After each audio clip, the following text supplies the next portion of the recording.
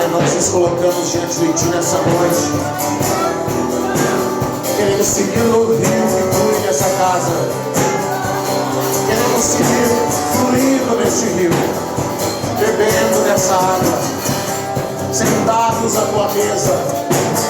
Espírito Santo, vem e ministra ao nosso espírito, através da Tua palavra. Vem, Senhor. Vem, Senhor. Em nome de Jesus. Aleluia. Amém, Jesus. Amém. Glória a Deus. Sente aí, querido. Aleluia. Tem um rio fluindo. Há um rio fluindo. Pode pegar aqui, hein, Janice, por favor. Amém. Já estávamos com saudades de estar aqui. Domingo passado não pudemos estar, né? Tivemos a pastora teve uma crise de sinusite. Ela esteve lá no Bripão e o médico colocou a família inteira no isolamento. Foi no sábado, na semana passada. Aí segunda ela fez o exame. Enquanto não saiu o resultado, a gente ficou no confinamento, comendo e dormindo, só não podia sair, né? Coisa brava.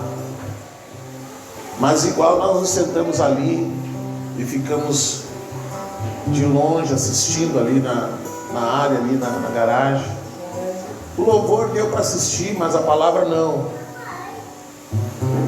Mas mesmo assim nós ali aproveitamos, curtimos. E eu confesso que eu não consigo entender quem pode congregar e não congrega. Obrigado, Samuel. Eu não consigo entender quem pode congregar e não congrega. Não consigo entender como que uma pessoa consegue ficar 2, 3, 4 semanas sem congregar. Como não tem fome, como não tem desejo. Como o seu espírito se vira nessas 3, 4 semanas. É bom a gente saber que quando Adão morreu espiritualmente, ele viveu mais 930 anos. 930 anos Adão viveu no gás da unção que ele obteve lá no Éden. A única explicação que eu tenho para alguém ficar tanto tempo sem congregar é que essa pessoa fica só no gás. Fica só no gás assim, fica na capa da gaita. Daí quando a coisa aperta, ela se lembra, vou lá congregar. Porque a fome de Deus é algo que está dentro de nós. Se não há fome de Deus, então está doente. Se você não tem fome, se você não tem desejo de sentar-se à mesa e comer, logo alguém vai mandar você para um médico. Você tem anemia, você tem algum problema. Não é normal. E assim também não é normal alguém não ter fome de Deus. Se não tem fome de Deus, alguma coisa está errada. Nós hoje vamos seguir no tema da palavra. Hoje já é a 4ª semana. Não pude ouvir a palavra que o Samuel liberou aqui no domingo passado. Quero ouvir essa semana. Eu ainda brinquei com ele, quero ver se estou não largando uma heresia lá. Mas seguindo mais essa semana nesse tema, e a verdade é que nós poderíamos seguir por muito tempo, por muitas semanas, mergulhando nessa questão da criação, do propósito de Deus, quando Ele criou todas as coisas, recriou todas as coisas, quando Ele acrescenta ao homem a sua criação, quando Ele, depois de recriar tudo, Ele acrescenta mais algo, Ele adiciona algo, que é o homem. Mas antes de entrarmos, vamos orar então, queridos. Vamos falar com o Pai. Deus amado, nós queremos nos encher de Ti, nos encher da Tua graça, através da Tua palavra. Em nome de Jesus. Amém. Na metade da oração eu lembrei que eu já tinha orado, mas amém. Gênesis 1, 26. Gênesis 1, 26, que é o verso tema. Daqui nós vamos discorrendo sobre outras coisas. Também disse Deus: façamos o homem à nossa imagem, conforme a nossa semelhança.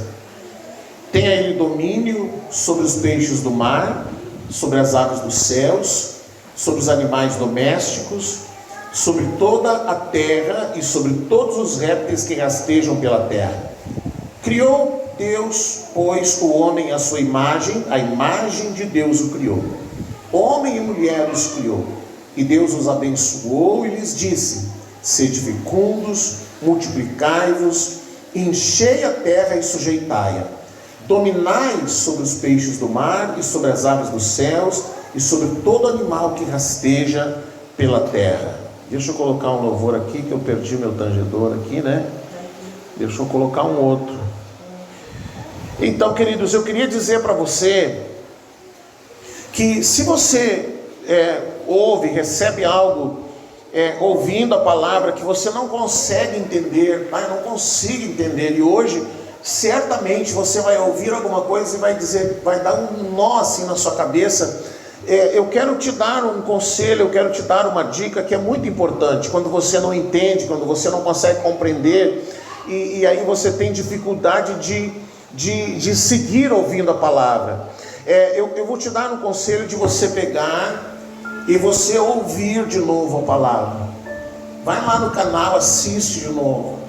Assiste mais uma, mais duas, mais 3 vezes, para você entender, para você compreender, para você veja os textos, leia os textos, confronte a palavra e se deixe ministrar pelo Espírito Santo.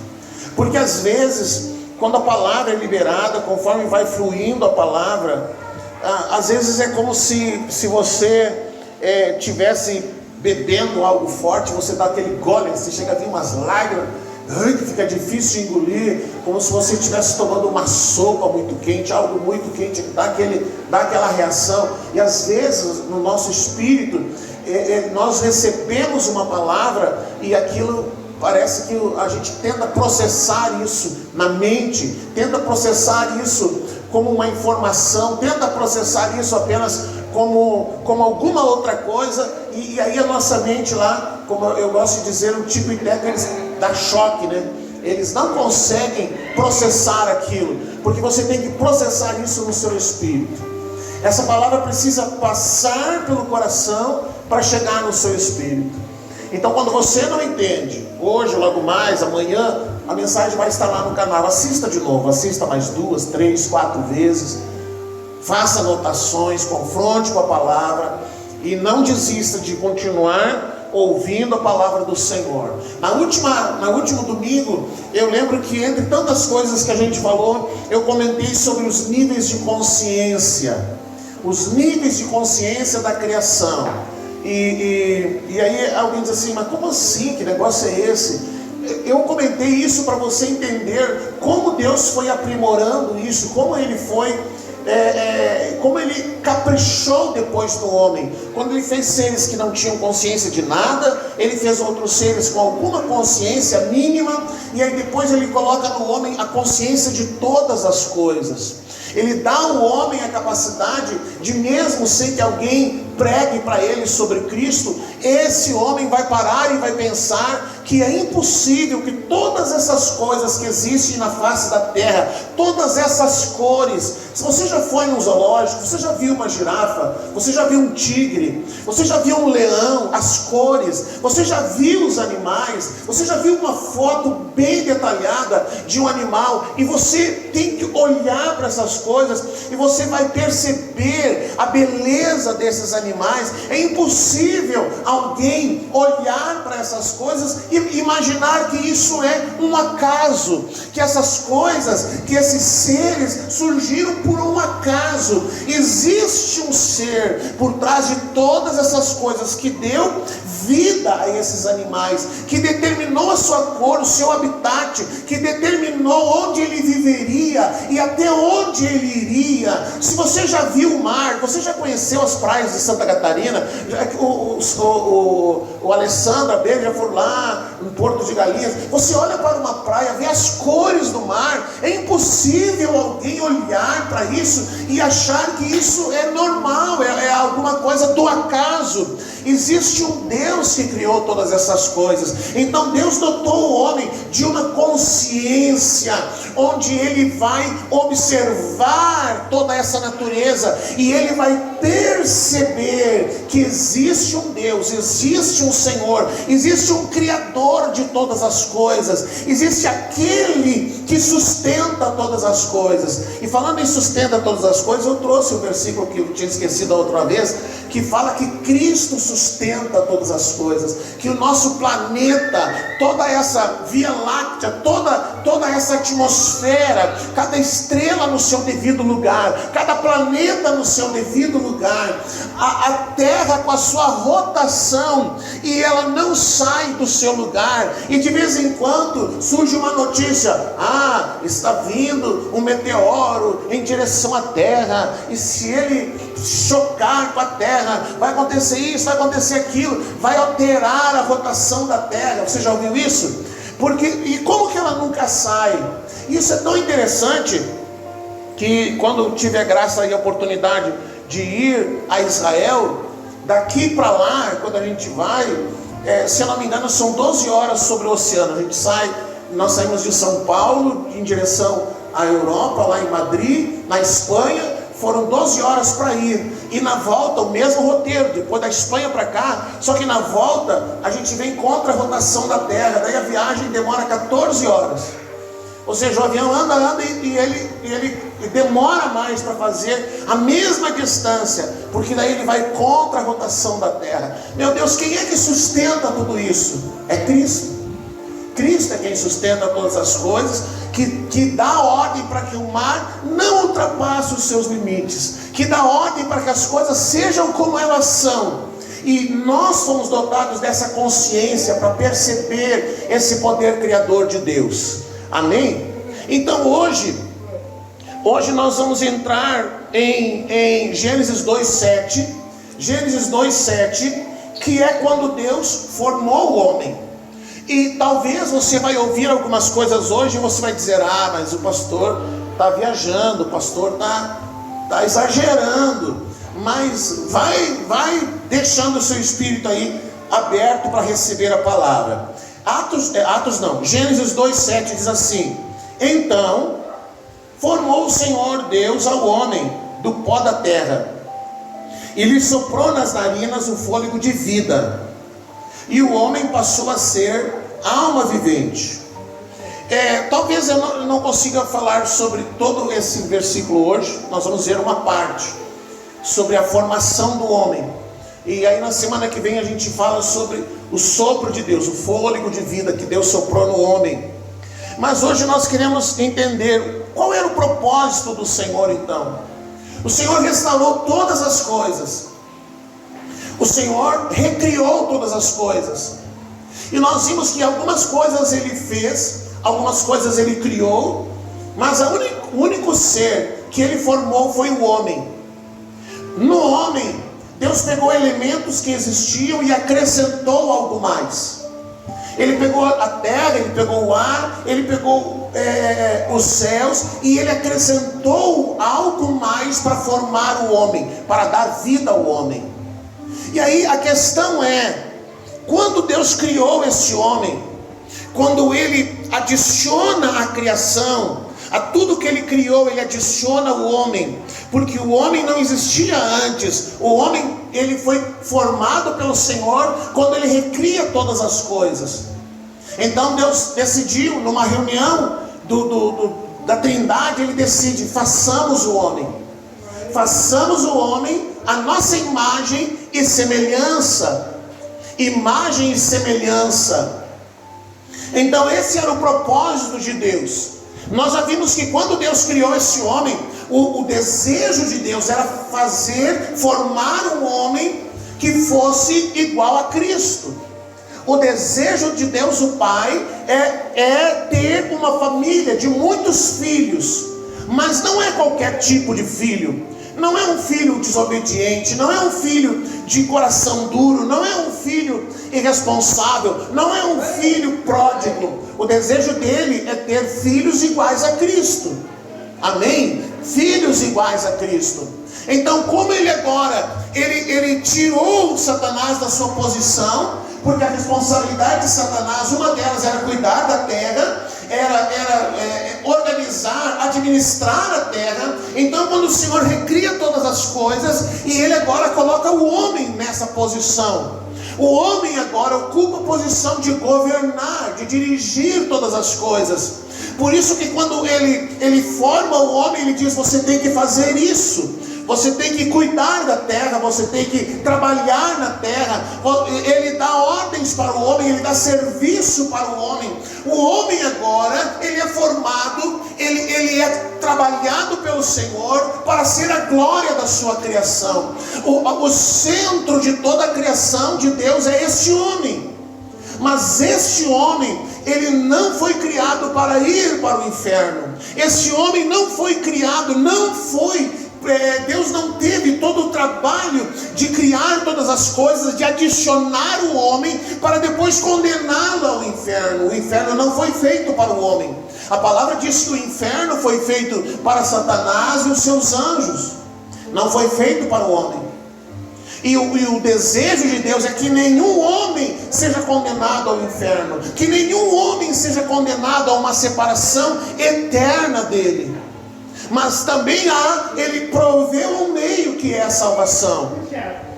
Amém? Então este homem que se tornou a obra-prima de toda a criação, a quem o Senhor delegou a responsabilidade de cuidar da terra, de administrar a terra, de dominar sobre a terra, e que foi dotado de uma capacidade extrema, uma capacidade tremenda de dar nome a todos os animais. Você vê que mesmo agora o homem caído, dentro do homem, ele está habilitado, por exemplo, a aprender qualquer idioma. Você sabia? Eu mal sei falar um português. Mas preste bem atenção, você, quando nasceu, você estava habilitado a aprender qualquer idioma. Você fala português porque você convive com pessoas que falam português. Eu lembro que tinha uma irmã lá em Santa Catarina, ela estava esperando um filho. Um dia nós conversamos com ela falava as coisas tudo errado. E a gente disse: irmã, agora você tem que falar direitinho, vai vir um filho aí, você fica falando cuié, moié. Fala direito, pronuncia direito as coisas, o seu filho vai aprender as coisas erradas. E aí ela disse: mas eu não consigo, eu só sei dizer cuié e mulher. Não adianta. Mas por quê? Porque isso se aprende. Se você tivesse nascido ou vivido lá na China, você ia aprender o mandarim, você ia aprender qualquer idioma. Existe essa habilidade dentro de você. Você só não utiliza ela porque você tem preguiça, mas dentro de você tem habilidade para aprender qualquer idioma. Você sabia disso? Você não sabia disso? Você está me olhando com cara e dizendo: o pastor está viajando. Então você acha que você ia nascer lá na Coreia do Norte e você ia nascer falando português? Aí todo mundo falava coreano e você falando português? Você ia nascer lá na Holanda e aí todo mundo ia falar holandês, você ia desde pequenininho falar português. Você está habilitado a aprender qualquer idioma. Isso Deus, o Pai, já te habilitou em você. Mesmo o homem caído, mesmo o homem com as suas habilidades que foram corrompidas com a queda, onde alguém precisa estudar para aprender um pouco de algumas coisas. Agora imagina Adão, que não precisou ir para uma faculdade. Ele nasceu sabendo todas as habilidades, toda a capacidade que Deus deu ao homem estavam ativadas plenamente em Adão, onde ele interagia com toda a criação de Deus, onde ele dominava sobre a natureza, sobre os animais, onde ele governava sobre todas as coisas. Este homem que viveu a plenitude daquilo que o Senhor havia criado o homem, Infelizmente foi corrompido. Mas quando Deus criou esse homem, a pergunta é: quantos homens foram criados? Aí você vai me dizer: não, a palavra lá diz, em Gênesis 1, 26 e 27, criou Deus, pois, o homem à sua imagem, e a imagem de Deus o criou, homem e mulher os criou, e Deus os abençoou, e disse: sede fecundos, multiplicai-vos, enchei a terra, sujeitai e dominai sobre os peixes. Depois ele dá essas ordens para o homem. E aí depois em 2,7, que daí detalha a criação, disse que Deus fez o homem do pó da terra. E diz: e o homem passou a ser alma vivente. E a Eva apareceu depois. Então quantos foram formados naquele dia? Agora vai dar um nozinho na sua cabeça. Esse homem que o Senhor criou, esse Adão, preste atenção, esse Adão que o Senhor criou, eu vou dizer, não é apenas um homem, não é apenas um homem comum. Esse Adão, dentro de si estava toda a humanidade. Vou dizer de novo: esse Adão que o Senhor criou, esse homem corporativo, esse homem coletivo. Por que coletivo? Por que corporativo? Porque ele abrangia dentro de si toda a criação, toda a humanidade estava em Adão. Você lembra que nós falamos da semente, do poder da semente? Que às vezes a pessoa tem na mão uma semente, e ela olha para aquela semente e ela pensa assim: ah, eu tenho só uma árvore. Outro pode dizer: ah, eu tenho alguns frutos. Mas na verdade, dentro de uma semente tem uma floresta. Dentro de uma semente tem uma floresta. Se você fosse cuidadoso, criterioso, e cada vez que você comesse uma laranja, por exemplo, e você guardasse as sementes e fosse plantar na terra, você ia descobrir que cada semente, cada laranja tem várias sementes, e cada semente pode produzir várias árvores, e cada árvore vai produzir centenas e milhares de sementes. E dentro das sementes, dentro de uma laranja, tem quantidade de semente suficiente para você plantar um laranjal. Deu para entender, né? Não falei nada demais. Da mesma forma, este homem, dentro dele, dentro de Adão, estava toda a humanidade. Quando Deus fala para o homem, Ele criou o homem. Quando Deus fala para o homem, Ele não fala no singular: Adão, você vai fazer isso. Deus olha para o homem, e Ele, quando Ele fala com Adão, Ele está se dirigindo a toda a humanidade. Então por isso que nós olhamos ali, por exemplo, em 1:28, e diz: e Deus os abençoou, Ele lhes disse. Deus os abençoe, sede fecundos, multiplicai-vos, enchei a terra, sujeitai, dominai. Ele fala à humanidade. Aí você vai dizer: pastor, o senhor está viajando, de onde é que o senhor tirou isso? Você nunca leu na palavra que diz assim, ó: por causa de um homem, o que aconteceu? O que aconteceu? Entrou o pecado para toda a humanidade. Aí você vai dizer: agora faz sentido. Por causa de um homem, de Adão. Quando Adão pecou, as consequências do seu pecado, elas alcançaram a humanidade inteira. Aí você vai dizer, agora vem mais uma coisa, você vai dizer: ah, mas eu tenho 30 anos, 20 anos, 40 anos, 60 anos, 80 anos. Não importa se você nasceu faz 30, 20, 40, 50, 80. Importa é você saber que você foi formado há mais de 6.000 anos. Que você estava em Adão. Você estava em Adão. Quando Deus olhou para Adão e disse: levante-se, governe, faça isso, Ele estava falando com você também. Ele estava falando com toda a humanidade. A própria palavra de Deus diz: da mesma forma que o pecado entrou e alcançou toda a humanidade por causa de um homem. Aí eu vou dizer para você: você pecou? Você estava lá no jardim do Éden, você vai dizer não. Você comeu do fruto, que esses dias eu vi um pregador dizendo que era maçã. Ele deu uma agonia assim, quase que eu entrei na publicação e disse: não era maçã, não era maçã, não era maçã.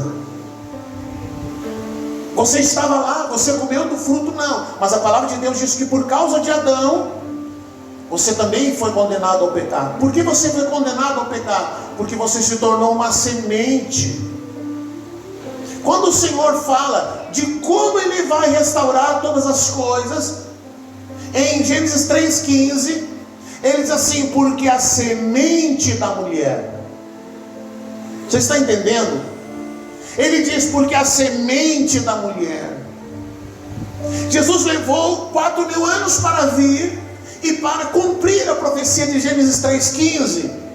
A palavra de Deus diz que quando veio a plenitude dos tempos, quando tudo estava pronto, quando tudo estava preparado, Jesus veio.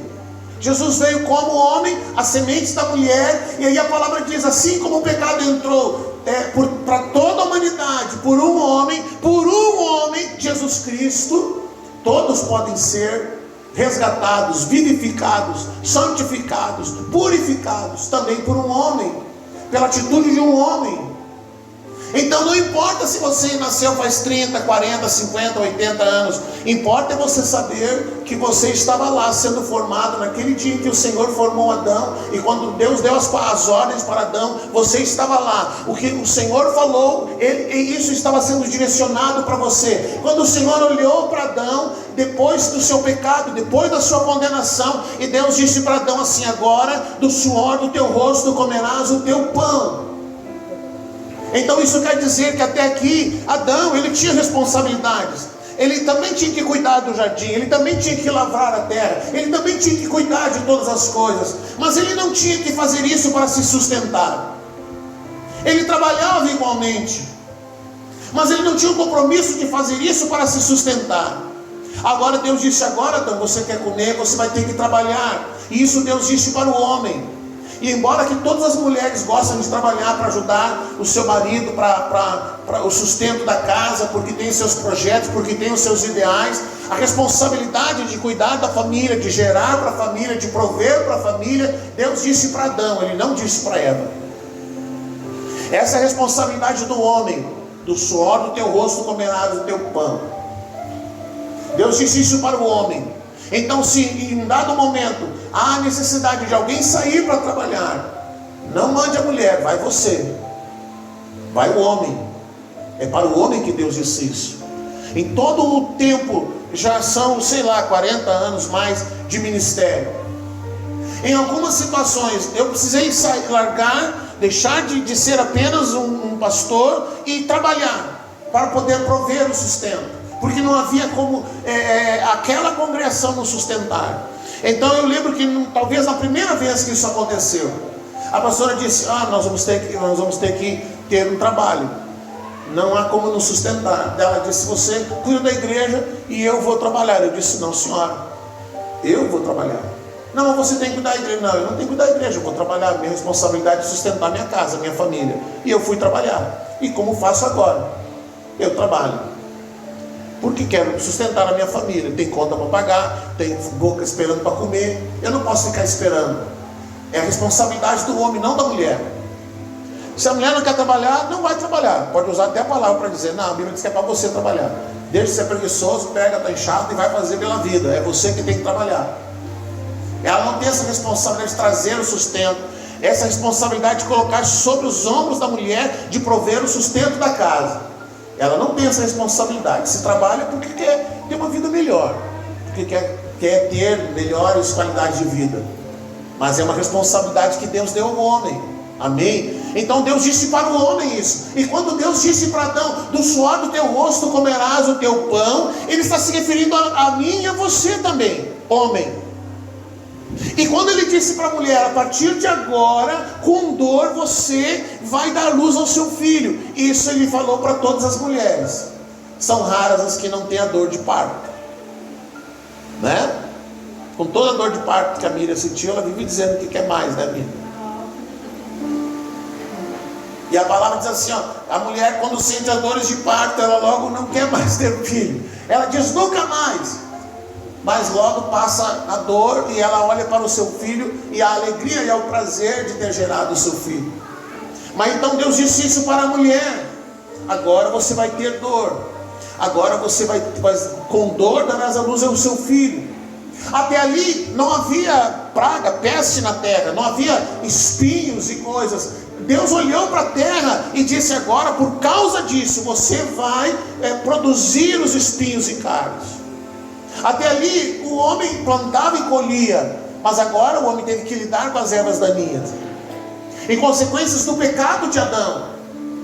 Agora, quando Deus falou com Adão, quando Deus deu as ordens para Adão, Ele estava se dirigindo a toda a humanidade, a mim e a você. Dentro de Adão, em Adão, estava o poder da semente. Aqui eu podia parar e falar sobre a oferta, por exemplo. Ai, pastor, você vai falar de dinheiro. Poderia dizer para você que há um poder na semente, que aquilo que nós semeamos nós vamos colher. Numa semente existe uma floresta. Às vezes alguém quer a floresta, mas não quer lançar a semente. Às vezes alguém quer a provisão, quer o milagre, quer que o Senhor abra as janelas dos céus e derrame bênçãos sem fim, mas ele não semeia. E se ele não semeia, isso ele nunca vai colher. Aqui atrás, bem aqui atrás, tem uma horta. Eu posso me ajoelhar ali todo dia, irmão, pedindo: Deus, eu quero comer, sei lá o que. Eu quero comer, Senhor, um negócio que não tem, beterraba. Senhor, eu quero que nasça beterraba. Eu posso jejuar 40 dias. Não vai nascer beterraba, porque eu não semeei. Eu posso ser muito bom de oração, mas se eu não ir ali semear, nunca vou colher beterraba na minha horta, porque não foi semeado ali. Não vai dar certo. Então às vezes, irmãos, eu posso olhar para o céu e dizer assim: ah, Senhor, eu quero uma provisão. Ah, Senhor, eu quero um milagre. Ah, Senhor, eu quero que o Senhor faça isso e aquilo. Senhor, eu quero que Tu me abra as janelas dos céus. Senhor, eu quero que tudo dê certo na minha vida. Mas e quando que você está semeando para colher isso? Nunca. E sabe quando vai colher? Nunca. Quem não semeia não pode reclamar de não ter beterraba na horta. Quem não semeia não pode reclamar que o Senhor não lhe dá graça de colher. Quem não semeia tem que baixar a cabeça e ficar com fome, e lamentar, e esperar pela misericórdia de Deus, que o Senhor lhe proveja de alguma forma o sustento, e que a fome lhe seja um sinal para que ele aprenda a semear. Deus coloca em nossa mão a semente e Ele diz assim: ó, você pode semear ou você pode comer. E às vezes Deus põe a semente na mão e tudo que a pessoa quer é comer, devorar toda a semente. Semente, se você devora, ela não serve para nada. Mas se você semeia, uma parte você semeia e outra parte você come, você sempre vai ter para colher. E assim é a nossa vida com Deus. Se você quer colher, você tem que semear. Você quer resultados de oração, você tem que orar, irmão. Você quer ter resultado de oração, você tem que orar. Se você não orar, não vai ter resultado. Você não semeia. Você quer ter resultado financeiro, você tem que semear. Se você não semeia, não lamente, não brigue com Deus, não culpe a Deus, porque você não semeia. Dentro de Adão estava esse poder de semente, toda a humanidade estava nele. Todos nós estávamos lá. Todos nós somos formados naquele dia. Todos nós estávamos lá. Por isso que a palavra diz: por causa de um homem entrou o pecado em toda a humanidade. Porque todos nós estávamos lá. Este homem coletivo, este homem que foi criado, não importa quanto tempo você nasceu. Aí a palavra diz: façamos o homem à imagem e semelhança de Deus. Então nós vamos entender agora o que é a imagem e semelhança. Quando a palavra fala de imagem e semelhança, ela está falando de algo interno, de algo no interior do homem e algo no seu exterior. Quando a palavra fala da imagem de Deus, ali diz: façamos o homem, disse Deus, Gênesis 1:26, façamos o homem a nossa imagem, conforme a nossa semelhança. Então Deus disse: nós vamos fazer o homem a nossa imagem e a nossa semelhança. Nesse encontro, nessa reunião, quem estava lá? Deus o Pai, Deus o Filho e Deus o Espírito Santo. E da mesma forma que a Trindade, ela é três, Trindade, né? Deus Pai, Deus Filho, Deus Espírito Santo.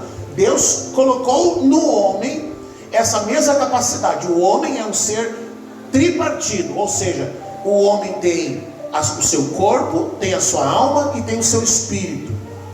É impossível você matar o corpo e não matar junto, não eliminar junto a alma e o espírito. A diferença é que a alma e o espírito são seres eternos, mas o corpo não. Mas o espírito e a alma dependem do corpo. Isso nós vamos ver na semana que vem.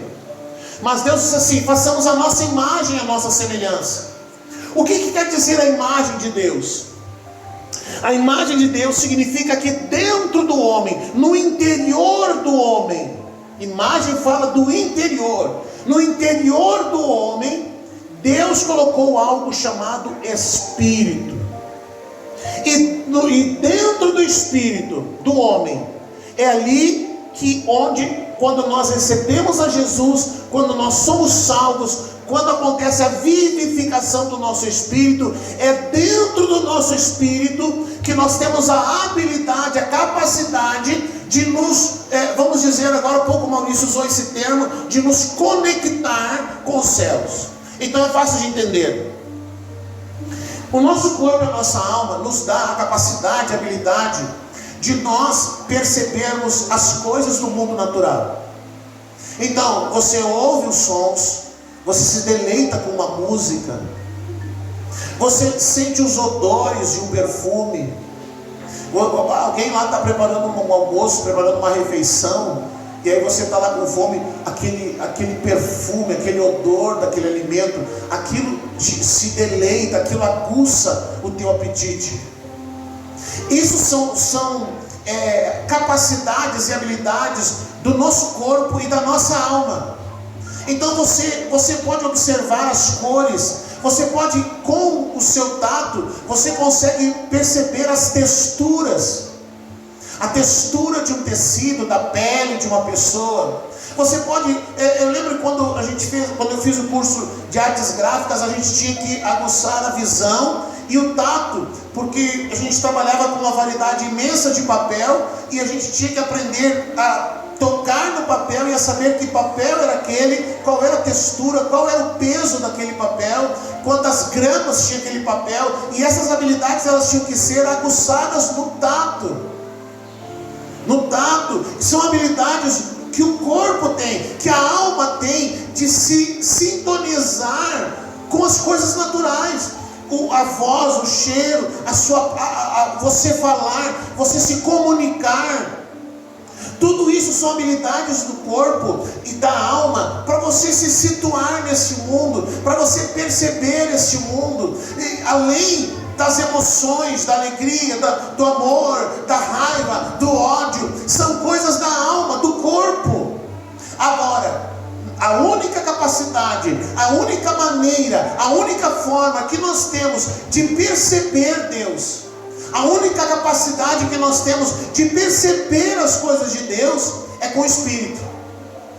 Você está entendendo? É com o nosso Espírito. É só o nosso Espírito que tem essa capacidade de perceber Deus, de sentir a Deus, de receber a sua presença, de ser envolvido com a sua presença, de perceber quando Ele está em algum lugar. E a palavra de Deus diz que a glória do Senhor enche toda a terra. Às vezes você pode estar em algum lugar e achar que Deus não está lá, mas a palavra diz: a glória do Senhor enche toda a terra. E a única capacidade, o único lugar no homem que tem essa habilidade de sentir Deus, de perceber Deus, de se comunicar com Deus, é no espírito do homem. Não é na alma e não é no corpo. O corpo até vai expressar aquilo que está no espírito.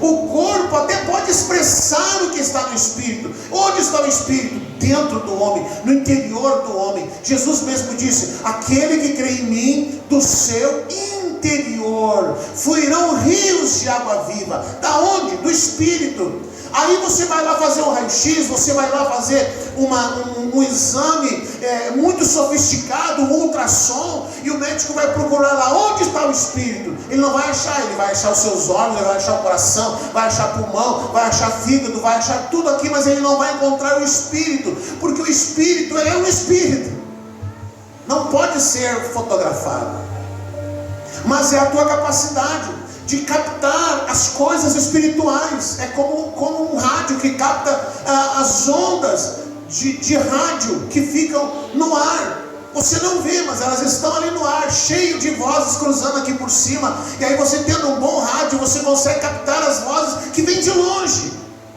O nosso espírito, a capacidade de poder se conectar com Deus, isso está no nosso espírito. Deus colocou isso dentro de nós.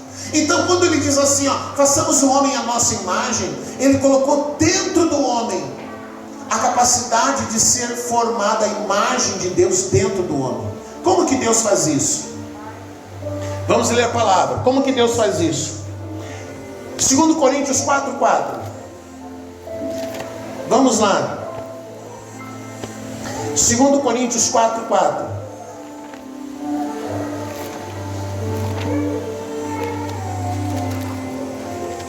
Como é que isso acontece? São vários textos aqui.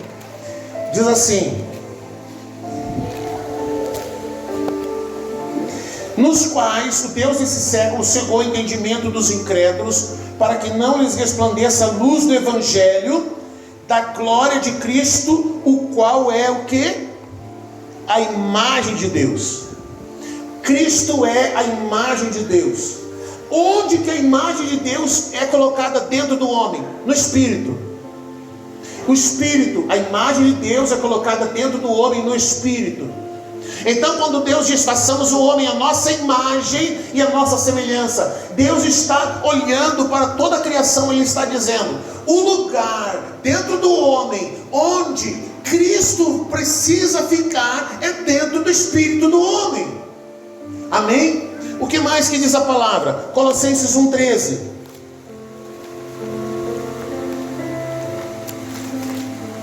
Colossenses 1:13. Vamos lá.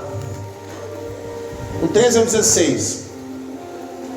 Ele nos libertou do império das trevas e nos transportou para o reino do Filho do seu amor, no qual temos a redenção, a remissão dos pecados. Este é a imagem do Deus invisível, o primogênito de toda a criação, pois nele foram criadas todas as coisas nos céus e sobre a terra, e as visíveis e as invisíveis, sejam tronos, sejam soberanias, quer principados, quer potestades, tudo foi criado por meio dele e para ele. Então ali está falando de quem? De Cristo. Cristo é o que? A imagem de Deus. Onde está essa imagem de Deus? Dentro do homem, no espírito do homem. O que mais que diz a palavra? Hebreus 1:3. Hebreus 1:3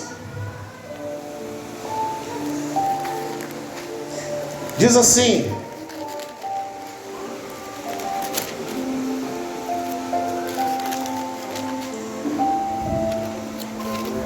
ele que é o resplendor da glória e a expressão exata do seu ser, sustentando todas as coisas pela palavra do seu poder. Ele quem? Jesus. Então onde que Jesus, quando você recebe a Jesus, quando você recebe a Cristo, onde Jesus vem habitar? No Espírito. Irmãos, é tanta coisa errada. As pessoas dizem assim, você tem que entregar a sua alma para Jesus. Mas aí quando Jesus vem, ele vivifica o nosso espírito. Jesus vem e ele traz de volta, por causa do pecado, todos os homens pecaram, todos os homens morreram em Adão, todos nós morremos em Adão. Não importa se você não comeu da fruta, você estava lá naquele dia. Todos nós pecamos, todos nós nascemos em pecado. Davi diz, em pecado eu fui formado no ventre da minha mãe. Porque todos nós, a criança mais linda do mundo, a florzinha mais linda, também nasceu em pecado. Todos nós precisamos nascer de novo. Todos nós precisamos que o nosso espírito seja vivificado. Quando Cristo vem, Então ele vem e ele vivifica o nosso espírito, ou seja, ele injeta vida dentro do nosso espírito, e essa vida de Deus que é injetada dentro de nós se chama Cristo. O Cristo, que é a imagem perfeita de Deus. Então Cristo vem habitar dentro de nós. Aí acontece, o que passa a acontecer? Duas coisas precisam acontecer. Primeiro, uma transformação, e depois uma conformação. O que é a conformação? Significa que agora, a partir do nosso espírito, que é a nossa habilidade de se conectar com Deus, a nossa habilidade de falar com Deus, a nossa habilidade de perceber Deus, a partir do nosso espírito, o nosso espírito, ele vai trabalhando sobre a nossa alma. Então Cristo vai sendo formado. Conformar quer dizer colocar a forma de alguma coisa. Então Paulo diz assim, ó: meus filhinhos, porque eu sofro dores de parto, até que Cristo seja formado em vós, até que seja concluído o processo de formar Cristo em vós, até que seja formado o processo de que o seu espírito e a sua alma sejam amalgamados em Cristo. Você sabe o que é amalgamado? Já expliquei aqui, né? Quando eu trabalhava lá com dentista, e aí quem é mais antigo, quando ia fazer obturação, o dentista ele usava um pó de chumbo. Então ele colocava aquele pozinho de chumbo num negócio de couro, num pedacinho de couro, ou dentro de uma tigelinha de vidro, e aí ele apertava até virar uma massa. Ele fazia uma bolinha assim no couro, e aí na hora que ele buracão do seu dente, ele enchia daquele chumbo. O chumbo só estaria pronto para ser colocado no dente depois que ele estivesse amalgamado, depois que ele estivesse bem misturado. Se não estivesse pronto, aquela obturação ia quebrar depois. Então ele era amalgamado, bem misturado, de maneira que você não poderia mais desmanchar aquele chumbo, você não poderia mais separar as centenas ou milhares de partes daquele chumbo. Quando Cristo é formado em nós, o nosso espírito vai trabalhando sobre a nossa alma de tal maneira que chega um ponto em que o nosso espírito e a nossa alma são amalgamados pelo Senhor. Isso é o processo. Isso é aquilo que as pessoas dizem: mas dói demais, é muito sofrido. Por que é sofrido? Porque essa alma agora, ela precisa ser conformada pelo Espírito. Essa alma agora não se governa mais. Nós já saímos do império das trevas e fomos trazidos para o reino do Filho do seu amor. Mas essa alma, ela precisa ser trabalhada pelo Senhor. E quando você diz que é difícil, que é ruim, que dói, que tem sofrimento, quem está sofrendo não é o Espírito, é a alma. Porque a alma não quer se render. A alma, todo dia você tem que levar ela para a cruz. Todo dia você tem que negá-la. Todo dia você tem que lidar com essa alma. E essa alma, ela não se converte. Ela precisa estar sob o controle do Espírito. Você pode deixar ela sem se alimentar por 100 dias, mas se no 101º dia você der toca, ela te derruba. Todo dia você tem que lidar com isso. Você vai dormir hoje sossegado, tranquilo, e amanhã, quando você abrir o olho, você já tem que se preparar para resolver os problemas da sua alma. Lidar com uma alma que precisa ser trabalhada pelo Espírito, que precisa ser tratada pelo Espírito, que é teimosa, que é dura, que luta contra o Espírito, que quando chega no dia de você congregar, ela diz: não, fica em casa, hoje tem jogo do Inter, fica em casa, hoje tem jogo do Grêmio, fica em casa, você está cansado, fica em casa, você precisa descansar.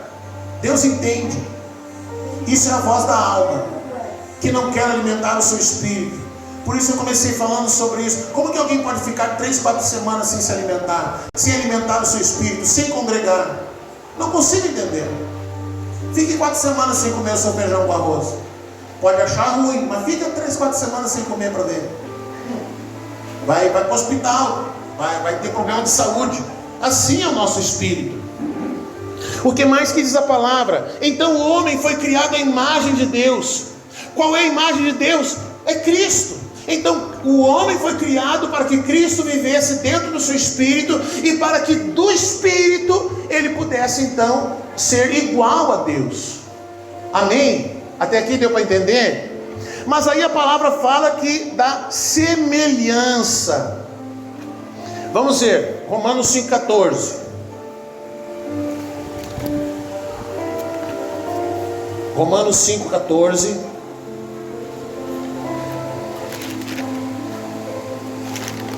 Romanos 5,14. Entretanto, reinou a morte desde Adão até Moisés, mesmo sobre aqueles que não pecaram, à semelhança da transgressão de Adão, o qual prefigurava aquele que há de vir. Agora vem bomba. Como Deus criou o homem para que Cristo fosse, para que ele fosse a imagem de Deus, a imagem de Cristo, a palavra está dizendo que esse Adão, ele era, o que ele diz ali? Qual é o termo que ele usa ali? Você entendeu direito o versículo? Olha só.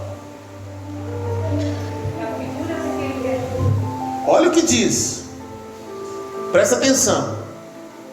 Entretanto, reinou a morte desde Adão até Moisés, mesmo sobre aqueles que não pecaram. É o nosso caso. Nós não pecamos, mas também somos tocados pelo pecado.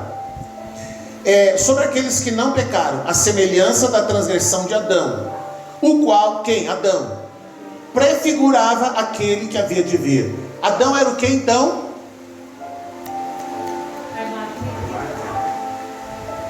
Adão era o que então? Uma figura de quem? De Cristo. O que é uma figura?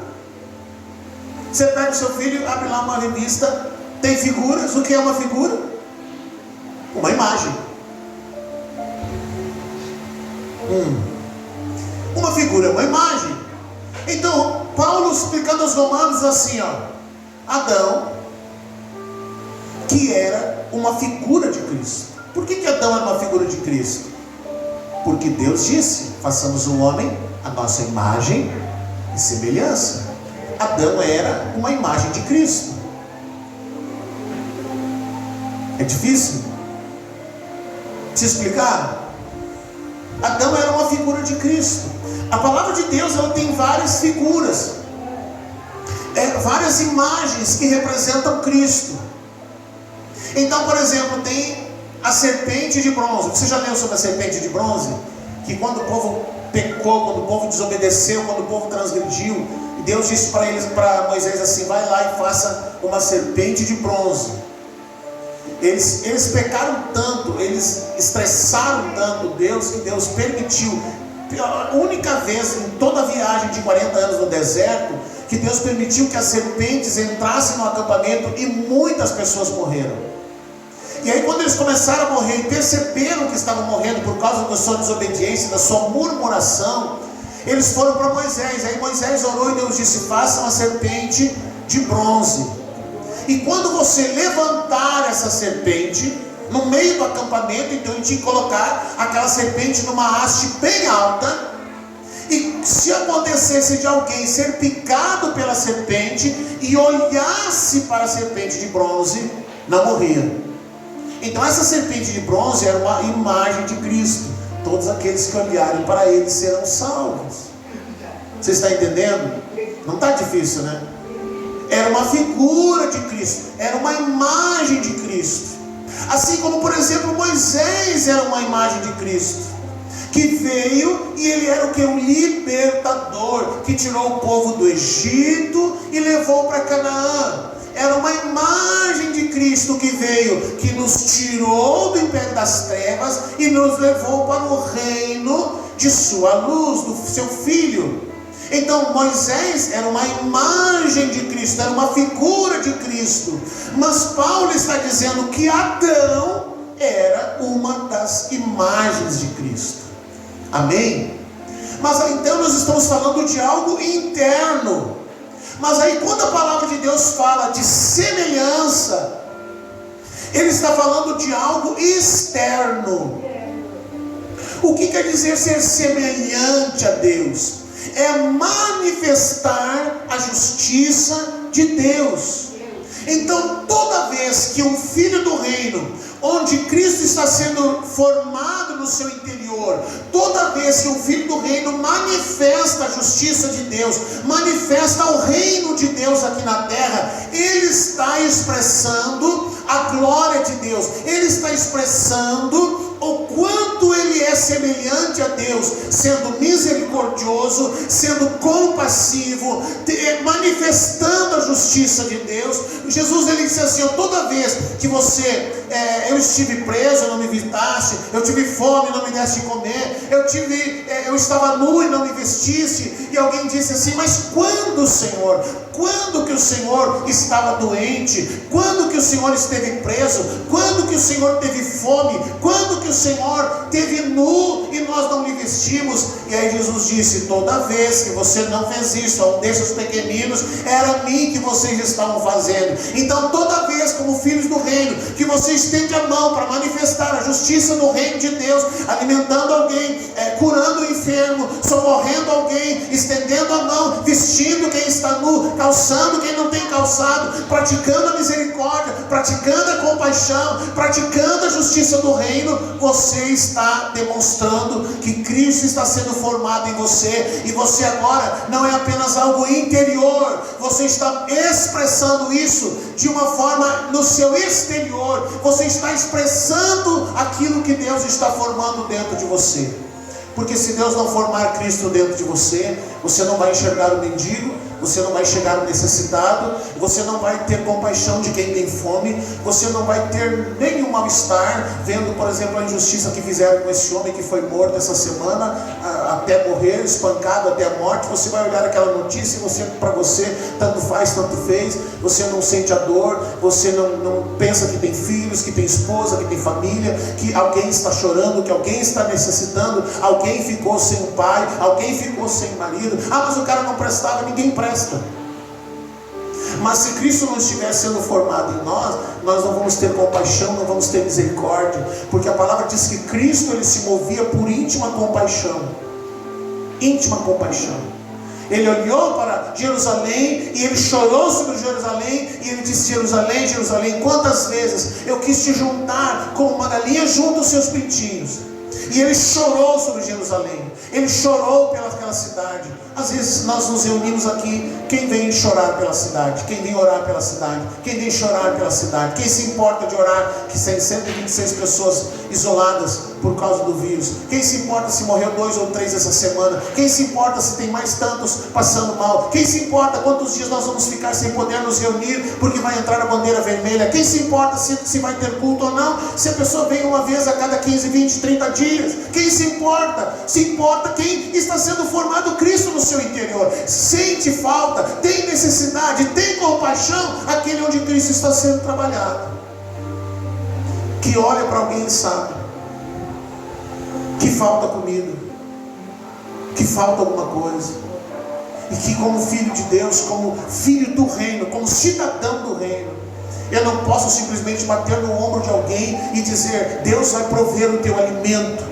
Não é isso que Deus disse que eu tenho que fazer. Deus disse que eu tenho que orar sim, mas eu tenho que ir lá no meu armário, pegar dentro do meu armário, dentro das comidas que eu tenho no meu armário, e tirar dali e dar para o outro que precisa.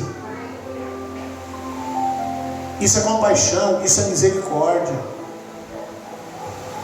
Então, quando nós manifestamos a justiça do reino, quando nós manifestamos o reino de Deus, quando nós fazemos isso externamente, não apenas no nosso interior, onde o Cristo está sendo formado, mas agora ele sai de dentro de nós, isso é externado, então nós estamos manifestando que realmente Cristo está sendo formado em nós.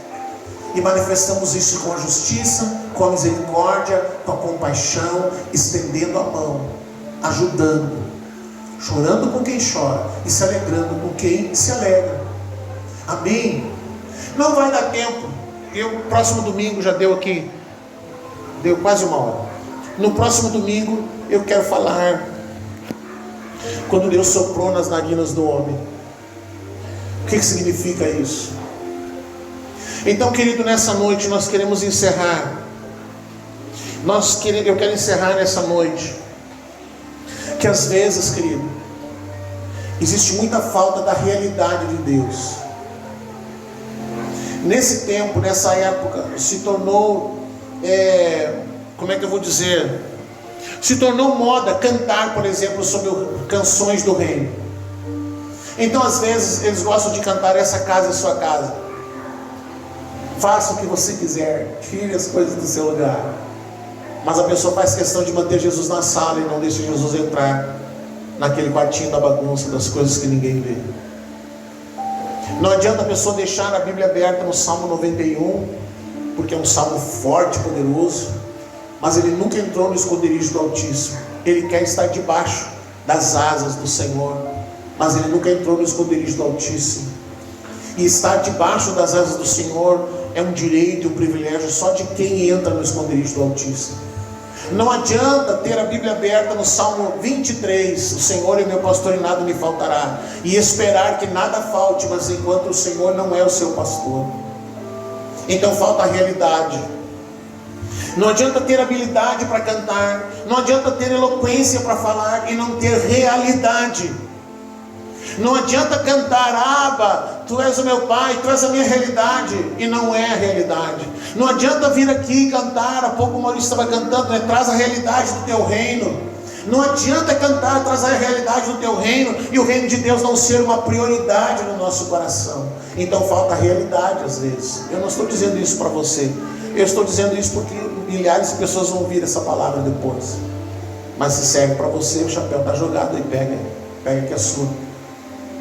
Falta realidade, e a falta de realidade é o que mais gera escândalo para a igreja, porque as mesmas pessoas que falam contra o pecado, as mesmas pessoas que pregam contra o pecado, os mesmos líderes que pregam contra o pecado, têm vaga cativa no motel. Os mesmos homens que pregam contra o adultério tem lugares reservados nos motéis da cidade. Os mesmos homens que pregam sobre família espancam suas esposas. Os mesmos cantores que sobem na plataforma para cantar sobre Deus, depois se prostituem. Falta realidade. Não adianta ter um discurso forte e não ter realidade. Jesus chama isso de hipocrisia. Para nós, filhos do reino, para nós, cidadãos do reino de Deus, para nós não há lugar no reino de Deus para hipocrisia. Ou você é, ou você não é. É que nem time de futebol, até posso comparar isso. O cara nasce gremista, vai morrer gremista. Você nunca viu um gremista deixar de ser gremista e se tornar colorado. O cara se torna colorado e ele morre colorado. Ele nunca vai negar o time. O time pode estar mal das pernas, mas ele é colorado até o fim. Vamos, bebê, vamos. Reino de Deus, ou você é ou você não é. Ou você abraça e pratica o que você está ouvindo, coloca em prática o que você está recebendo, ou você vai ser mais um para ser motivo de riso, de vergonha, de chacota. Mais um para falar de família e trair a esposa. Mais um para falar de família e espancar a família. Mais um para falar de caráter e ser um mau caráter. No reino de Deus, a palavra de Deus diz que a gente tem que andar na retidão. Não existe caminhos tortuosos no reino de Deus. O Senhor precisa endireitar as nossas veredas. Se há caminho tortuoso, então esse caminho tem que ser endireitado pelo Senhor. O reino de Deus é lugar de pessoas perfeitas, não. Mas é um lugar onde nós enxergamos as nossas imperfeições e trabalhamos nela, para que elas não nos impeçam de viver o propósito, para que a gente possa viver o propósito, que a gente não seja como Sansão, que teve que morrer para completar o propósito, que a gente consiga viver o propósito, que a gente consiga experimentar tudo o que Deus tem para a nossa vida. Deus colocou dentro de você essa capacidade, está dentro do seu espírito. O cachorrinho não sente Deus, nenhum animal, por mais consciência que tenha, alguma consciência, nenhum deles pode sentir Deus, mas você pode. Você pode adorar o Senhor, você pode receber no seu espírito a capacidade de viver o reino de Deus. Só não vai conseguir se você não quer. Se você der ouvidos à alma. Se você disser, é muito difícil, eu não vou aguentar.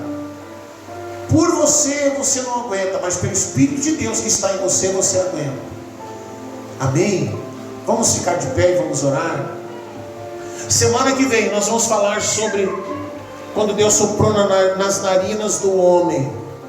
Que poder foi esse que fez com que um bonequinho de barro tivesse vida? Que poder foi esse que foi soprado nas narinas do homem e que fez com que um boneco de barro tivesse células, órgãos, coração, pulmão, alma e espírito? Isso nós vamos ver na semana que vem. Feche os seus olhos.